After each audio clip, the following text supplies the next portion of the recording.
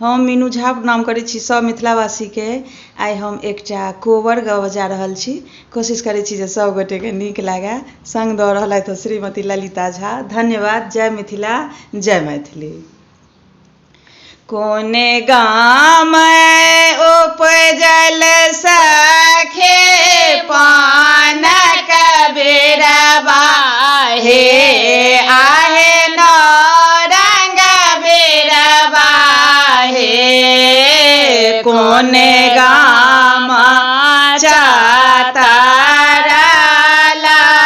डाढ़ी रे अनमोल दुल्हा के नेनिया गोरमल हे। मिथिला में उपजल सखे पानक बेरबा, हे आहे नौरंग बेरबा, हे अवधा में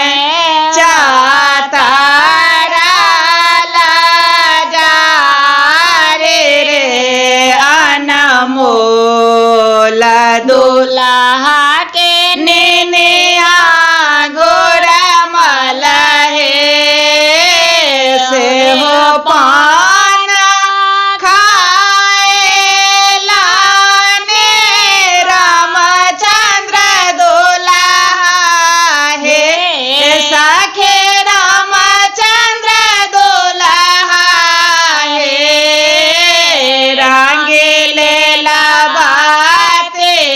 सो मोख दात रे अनमोल दुल्हा के नेनिया गोरमल हे। घर सो बाहर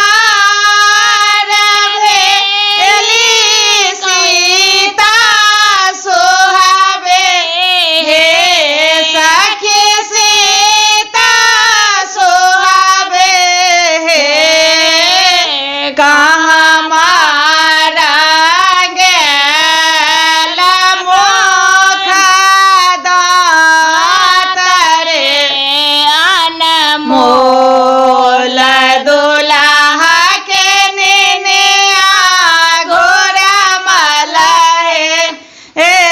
तोहरो नैहरबा धानी मोर ससुरारिया, हे धानी मोर ससुरारिया, हे सरहोज रंगल मोख दात रे अनमोल दुल्हा के नेनिया गोरमल हे।